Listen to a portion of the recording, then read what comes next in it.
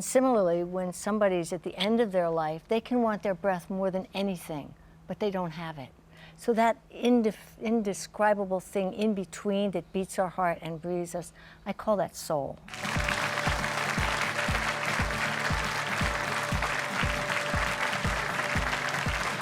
Welcome back. You are watching the Dr. Nandi Show, and today's show is about medical miracles, part 2. We've been exploring different approaches to healing and good health. My next guest is the amazing Dr. Lin Morel. She's a holistic healthcare practitioner and stress management consultant. She's also an expert instructor in the area of applied spirituality as a healing tool. She's also a best-selling author, having written 5 books, including Soul Lifts from Bumps to Brilliance. Let's welcome her, Dr. Morel. And also a good friend of mine. Thank you so much for joining us. It's a pleasure. You're going to learn so much, and I'm sure everybody else is too. So what is, first question, what's a soul? Can you define a soul for us? That's a really good question. It's actually undefinable. Okay. But if we talk about a beating heart or the breath, I could ask you as a physician to hold your breath, and you might hold it till you pass out. What breathes you when you pass out? And similarly, when somebody's at the end of their life, they can want their breath more than anything, but they don't have it. So that indescribable thing in between that beats our heart and breathes us, I call that soul. That's amazing. It's almost like the life force, isn't it? It is the life force. They call it chi or ki. Every religion has a different name for it. But it's interesting, you know, Dr. Morel, that we think that our thoughts are really our own. But I fundamentally feel it's the only thing that's your own is your soul.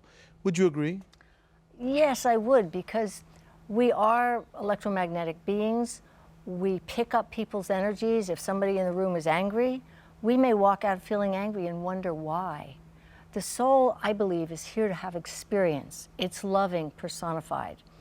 And to me, souls come here to learn lessons so that we can express more loving. So, social media question from Jennifer from Ohio. Facebook, she says, I was abused as a child, and I think it's affecting my marriage. I want to be happier, but just can't seem to heal. What do I need to do? What I would say to Jennifer is there will come a point where the discomfort of holding on to the abuse is more than the actual taking steps to change it. Now, how do you change it? Attitude, gratitude, even though you can't see it. I've learned to put loving where there doesn't seem to be any. So I'll say, if there's a resistance, if there's an obstacle in my way, how can I use this for me? Because what I've learned is it's impersonal. We take the things that happen to us personally. Correct. But actually, this is a negative planet, polarity-wise, and things like that happen. We bring our soul self, our loving self, and we transcend that. And we turn lumps of coal, so to speak, into diamonds. That's exactly right.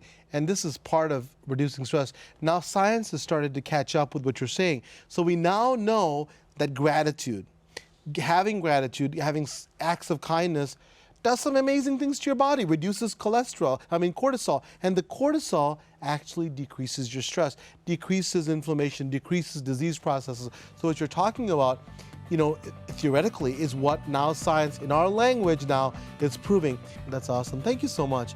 What you've given us is such amazing advice. And if you'd like to learn more about Dr. Morel's work, please visit linmorel.com. So that's one word, linmorel.com. It's time to take a break. When we return, my next guest will share how she suffered with 8-hour-long panic attacks and how they led to a deep understanding of energy systems and trauma. When we come back, stay with us.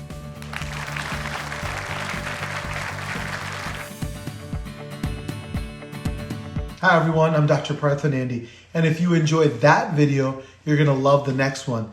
It's full of incredible information to help you start your health hero journey.